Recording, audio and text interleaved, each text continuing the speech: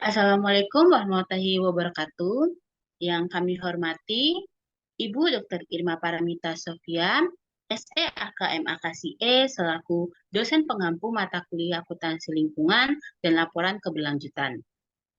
Kami dari kelompok 4 izin mempresentasikan makalah dengan tema Analisis Pelaksanaan Akuntansi Biaya Lingkungan oleh PT Indofood Sukses Makmur Tbk. Next. Sebelumnya, perkenalkan kelompok kami. Saya sendiri, Katarina Sogi Pawesare, teman saya Nevanya Larasati Rusyanto, Brooklyn Van Edem, Naila Shiva Indraini, Dea Atalia Fidayanti, dan terakhir Nus Fitri Rosa. Next. Lalu selanjutnya di sini ada latar belakang perusahaan. Dari PT Indofood Sukses Makmur. Proses produksi perusahaan, PT Indofood Sukses Makmur Tbk adalah perusahaan yang berfokus dalam mengelola makanan dan minuman. Perusahaan ini didirikan sejak 1971. Perusahaan ini telah menjadi salah satu pemimpin di industri makanan di Indonesia melalui berbagai divisi yang sangat spesialis seperti divisi produk konsumen bermerek, divisi bogasari, divisi minyak dan lemak nabati, serta mie instan, tepung terigu, minyak sayur, margarin, dan makanan ringan. Indofood juga menetapkan strategis bisnis yang terperinci dan efisien. Visi Indofood adalah menjadi sebuah pemimpin dalam industri makanan di Indonesia secara global. Lalu proses produksinya didukung oleh teknologi modern dan sistem manajemen mutu yang sangat ketat. Dengan tim berdedikasi di setiap divisi untuk memastikan fasilitas dan kualitas produk. Fokus utama dalam produksi Indofood yaitu adalah kesegaran, kebersihan, kandungan, gizi, rasa, kenyamanan, dan keamanan, dan yang terakhir itu ada kehalalan. Indofood juga memiliki komitmen untuk menghasilkan produk yang berkualitas tinggi, aman, dan halal, yang dapat dibuktikan dengan sertifikasi ISO 9002, serta pemenuhan standar internasional. Dalam beberapa tahun terakhir, Indofood telah mencatat pertumbuhan yang telah signifikan dalam produksi dan penjualan produknya, serta dapat memperluas jaringan distribusinya di seluruh Indonesia. Indofood juga telah meraih reputasi yang sangat kuat di pasar domestik dan internasional. Selain itu, Indofood juga sangat peduli terhadap aspek lingkungan dan sosialnya. Indofood juga telah mengembangkan program-program untuk penghematan energi, menggunakan bahan baku yang ramah lingkungan, dan pengembangan masyarakat lokal. Perusahaan ini telah menunjukkan komitmen pada pengembangan yang berkelanjutan dan bertanggung jawab secara lingkungan. Fondasi strategi bisnisnya diletakkan pada prinsip-prinsip yang cukup kuat, seperti penekanan pada kualitas produk, penciptaan inovasi, serta pengembangan sumber daya manusia. Hal ini telah membantu Indofood dalam meningkatkan kualitas produknya dan memberikan kepuasan kepada pelanggan. Dalam proses produksi, perusahaan tersebut juga memiliki berbagai departemen untuk memantau dan juga mengontrol kualitas produknya. Divisi ini mencakup divisi logistik dan juga divisi bahan baku yang bertanggung jawab memastikan pasokan bahan baku berkualitas tinggi. Next.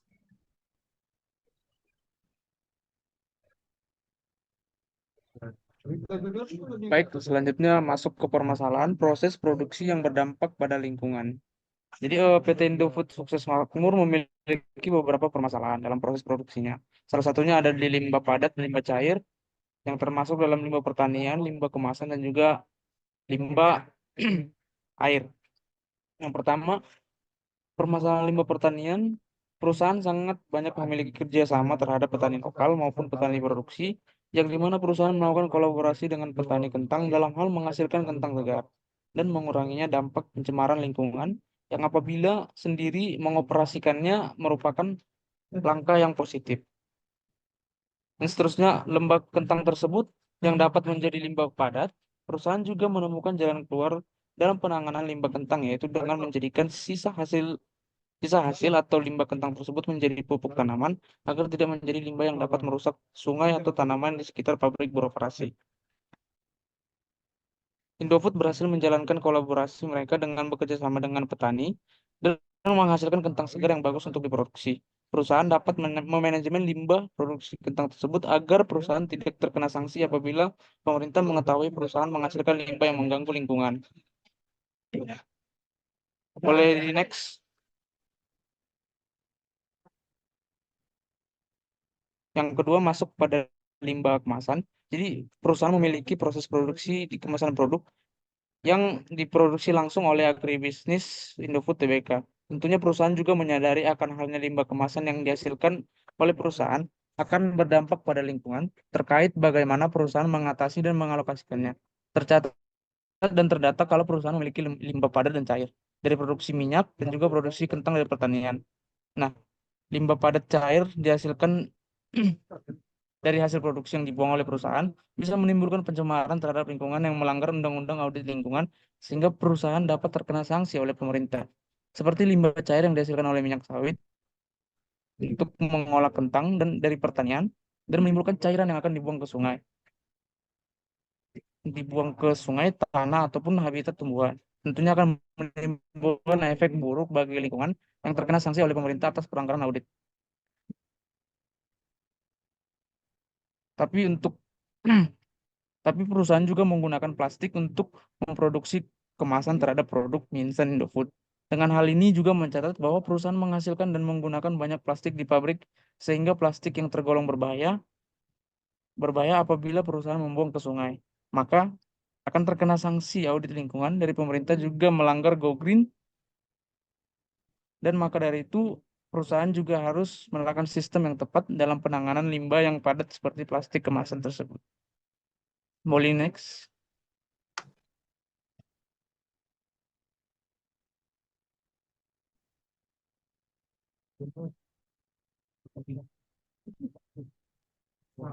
Nah, selanjutnya di sini ada tindakan perusahaan dalam menyikapi masalah tersebut. Untuk mengurangi masalah lingkungan yang dihadapi oleh PT Indofood, perusahaan menerapkan prinsip ekonomi sikular ke dalam ekosistem pengolahan limbah yang terintegrasi. Tujuannya untuk meningkatkan proses pengumpulan sampah kemasan bekas dan meningkatkan tingkat daur ulang. Limbah pertanian, limbah kemasan, dan air limbah adalah limbah utama dari operasi perusahaan.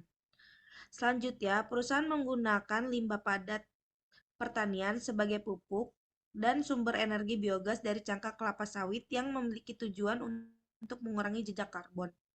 Sejak tahun 2018, emisi GRK, gas rumah kaca kumulatif, dapat dihindari dengan mengganti bahan bakar dengan energi biogas setara dengan 1 juta ton dari cangkang kelapa sawit.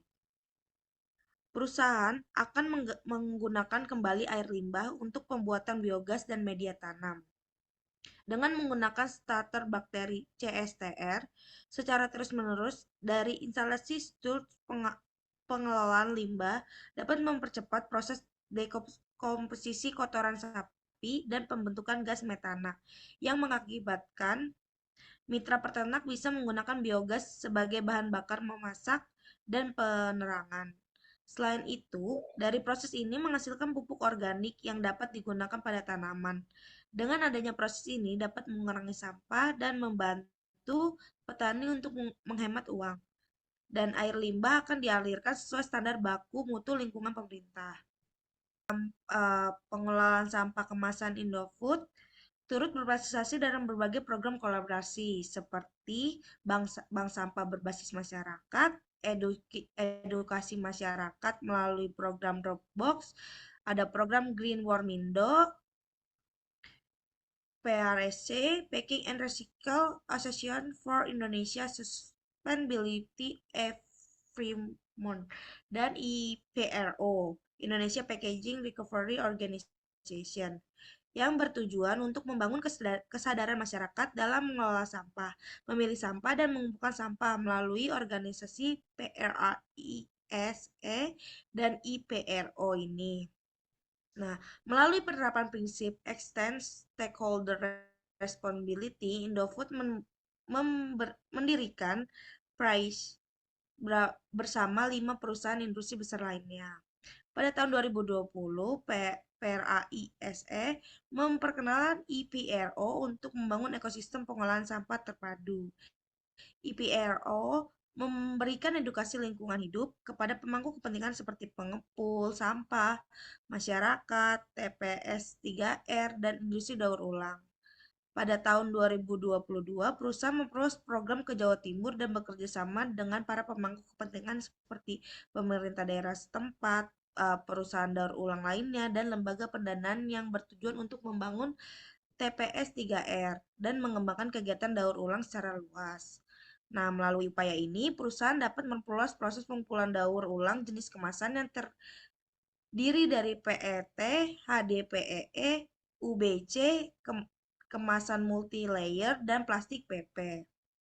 Selain itu, untuk mengatasi permasalahan air limbah, Indofood telah menerapkan sistem IPAL, instalasi pengolahan air limbah, yang memenuhi standar kualitas yang ditetapkan oleh pemerintah Indonesia untuk mengatasi limbah.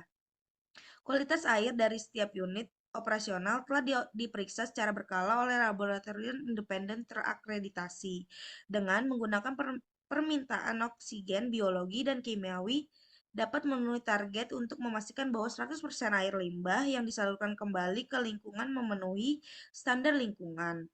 Ini merupakan fokus utama dalam upaya pengelolaan air limbah setiap tahunnya. PT Indofood telah menggunakan prinsip reducing, reuse, and recycle atau yang lebih dikenal dengan 3R untuk mengelola limbah berbahaya. Berdasarkan data pada laporan keberlanjutan Indofood telah mencapai 100% limbah makanan sekitar 300 ton dari proses produksi diolah kembali menjadi pakan ternak melalui kerjasama dengan produsen pakan ternak. Tercapainya 100% limbah kemasan karton yang dapat didaur ulang sekitar 28.700 ton, 28.700 ton didaur ulang untuk melalui kerjasama pihak ketiga. Dalam kegiatan memilih sampah yang bernilai, kemudian didaur ulang menjadi barang yang memiliki nilai lebih sekitar 15.200 ton yang dapat didaur ulang dengan rinci sebagai berikut. Nah, yang pertama ini 79% limbah plastik pasca produksi sekitar 12.000 ton dikelola melalui kerjasama mitra dengan mitra pengepul sampah yang selanjutnya dikirim fasilitas ke daur ulang. Nah, yang kedua ini ada 21% limbah plastik pasca produksi sekitar 3.200 ton didaur ulang oleh pabrik kemasan fleksibel kami secara internal. Next.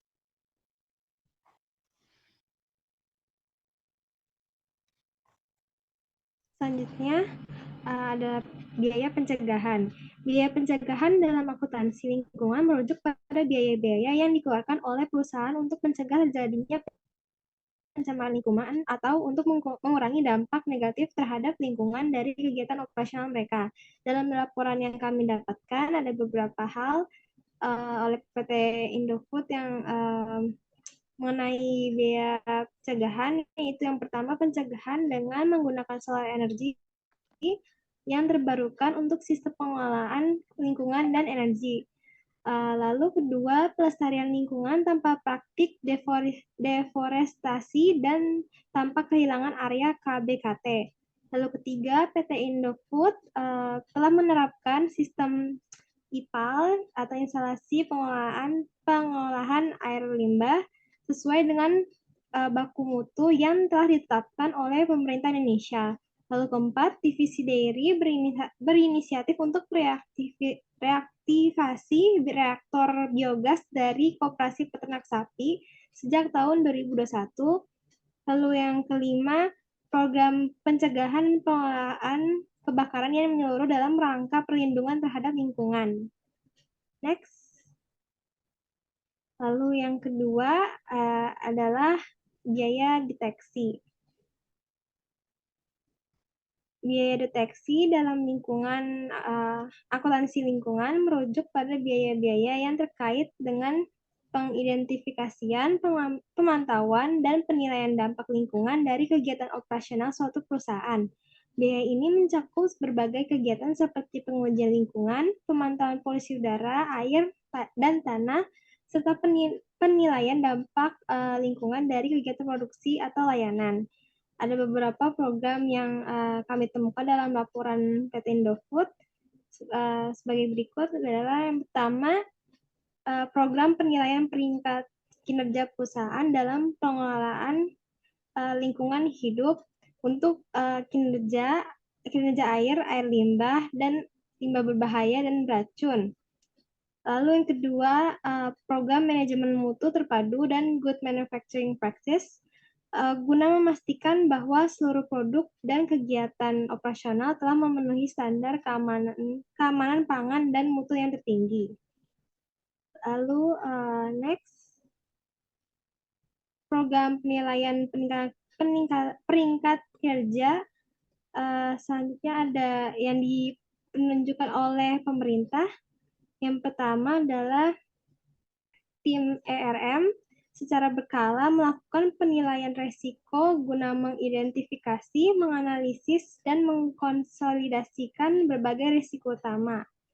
Lalu yang kedua, guna memastikan pasokan air yang stabil, kami juga melakukan penilaian risiko yang meningkat untuk efisiensi penggunaan air dan menjalin kerjasama dengan kelompok-kelompok masyarakat untuk melakukan rehabilitasi ekosistem dan melindungi sumber air. Lalu yang ketiga, penerapan sistem manajemen energi atau energy management system dan audit energi yang menyeluruh untuk menurunkan emisi GRK. Next.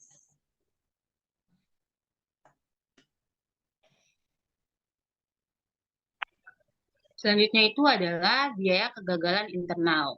Biaya kegagalan internal lingkungan itu biasanya merujuk pada adanya biaya-biaya yang timbul akibat dari adanya aktivitas yang dilakukan karena produksi limbah dan juga sampah, tetapi tidak dibuang ke lingkungan luar.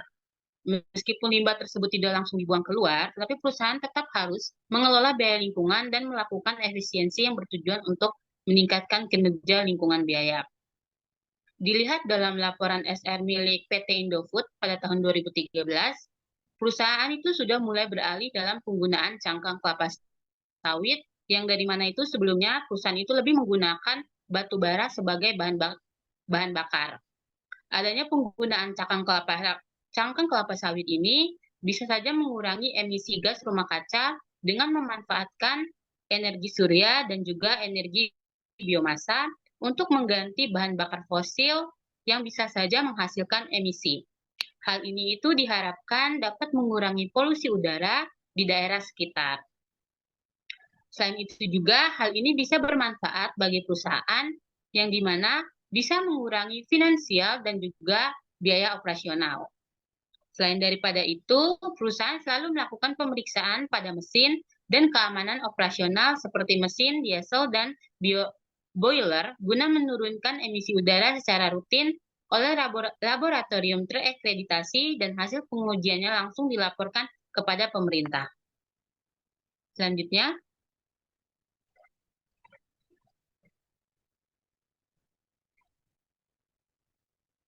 yang keempat itu adalah biaya kegagalan eksternal. Biaya ini biasanya terjadi atau muncul setelah limbah keluar dari lingkungan perusahaan.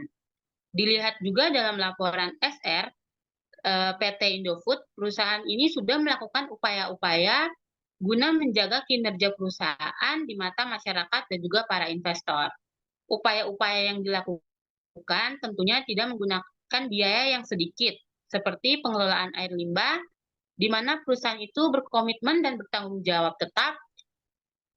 Dan pada tahun 2023, perusahaan itu melepaskan 2,2 juta meter kubik air limbah setelah melewati proses pengelolaan di IPAU, yang dimana sesuai dengan buku mutu lingkungan yang sudah ditetapkan oleh pemerintah Indonesia. Tidak hanya itu saja, perusahaan juga telah melakukan gerakan penanaman pohon dan pohon bakau, yang dimana pohon bakau itu merupakan penyerap karbon yang sangat efektif sampai saat ini. Selanjutnya,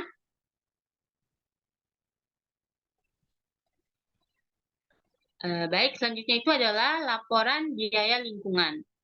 Dari yang kelompok kami lihat, untuk biaya lingkungan itu ada 4, ada biaya pencegahan, biaya deteksi, biaya kegagalan internal, dan juga biaya kegagalan eksternal. Di mana biaya pencegahan itu meliputi pelatihan pegawai dan mahasiswa penelitian. Yang kedua, desain produk. Yang ketiga, pemilihan peralatan. Lalu untuk biaya deteksinya sendiri, yang pertama ada pemeriksaan proses, dan yang kedua ada pengembangan ukuran. Untuk yang ketiga, yang khusus biaya kegagalan internal, ada pemeliharaan peralatan mesin diesel dan boiler. Lalu kedua ada polusi udara. Yang terakhir ada biaya kegagalan eksternal yang meliputi kerusakan pada sungai akibat limbah minyak sawit. Dan yang kedua ada restorasi tanah. Untuk jumlah atau biayanya yang kami lihat dari laporan SR, perusahaan tidak memasukkan data-data informasi terkait keuangan untuk biaya lingkungan. Selanjutnya,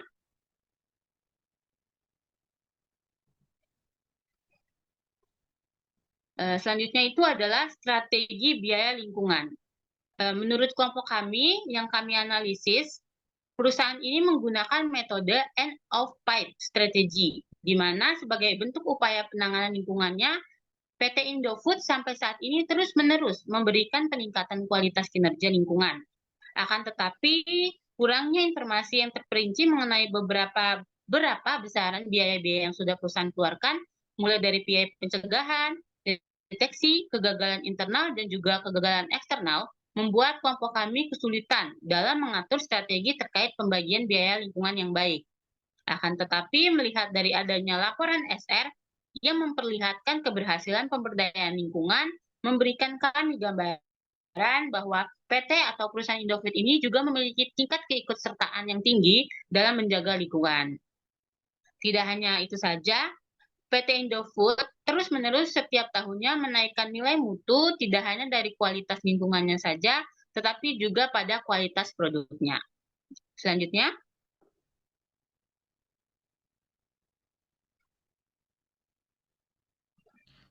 Nah, selanjutnya di sini ada flowchart dari PT Indofood itu sendiri. Yang pasti pertama dimulai dengan start, lalu ke pengelolaan pertanian atau perkebunan. Selanjutnya itu dari pengelolaan itu hasil pertanian atau perkebunannya diolah menjadi bahan baku untuk produksi, lalu dikirim ke pabrik produksi. Nah, selanjutnya habis dikirim ke pabrik produksi, lalu diolah lagi dari hasil pertanian itu diolah menjadi bahan baku untuk menjadi sebuah produk. Dari menjadi sebuah produk ini, lalu dilakukanlah penelitian. Habis dilakukannya penelitian ini, dilihat nih, apakah produk ini memenuhi persyaratan atau tidak. Bila memenuhi persyaratan, masuk ke dalam proses pengemasan produk sampai jadi. Habis pengemasan produk sampai jadi, lalu didistribusikan. Didistribusikannya bisa ke outlet retail atau pasar tradisional. Nah, habis kedua tersebut didistribusikan baru ke konsumen. Bila produk ini tidak memenuhi syarat, nantinya produk ini akan ditolak, lalu selesai. Seperti itu. Next.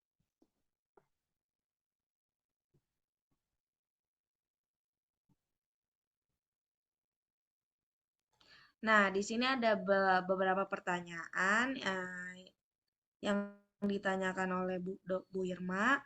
Saya bacakan dulu pertanyaannya.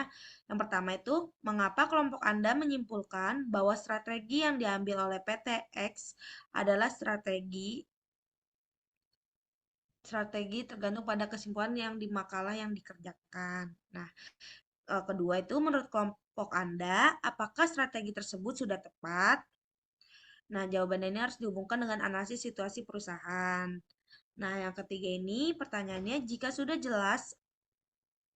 jelaskan alasannya, dan jika belum, berikan saran strategi perusahaan yang tepat menurut kelompok Anda dan alasannya.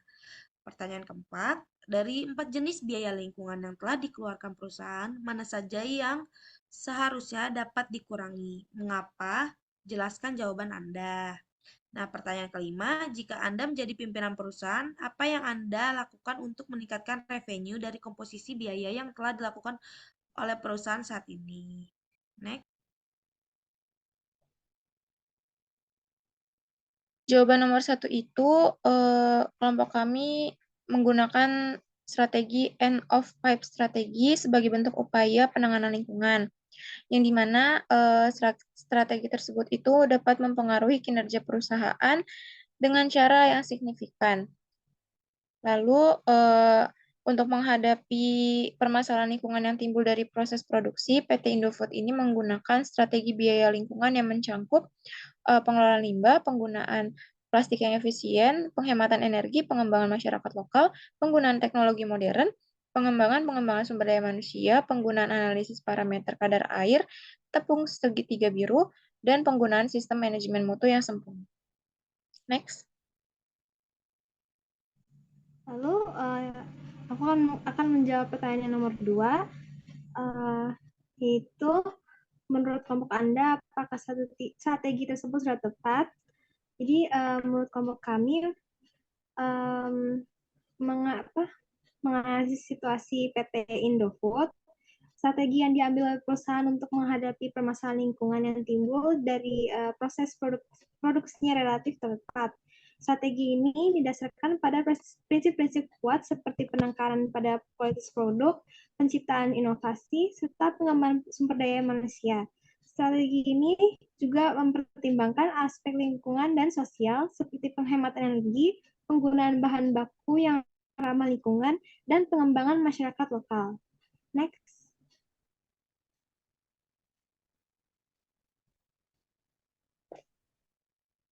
Lalu di sini aku mau jawab pertanyaan yang nomor 3.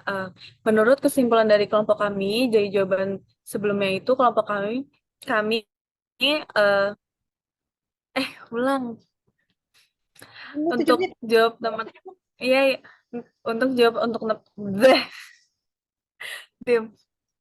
Sini aku mau jawab pertanyaan yang nomor 3. Menurut kesimpulan kelompok kami, perusahaan tersebut sudah strategis, relatif, dan tepat menghadapi permasalahan lingkungan yang timbul dari proses produksinya.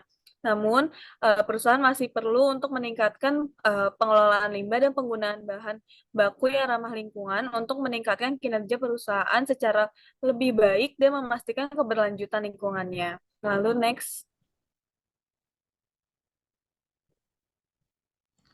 Nah, untuk jawaban pertanyaan nomor 4, dalam analisis biaya lingkungan yang dikeluarkan oleh PT Indofood Sukses Makmur Tbk, terdapat beberapa jenis biaya yang dapat dikurangi. Salah satunya adalah biaya limbah kemasan.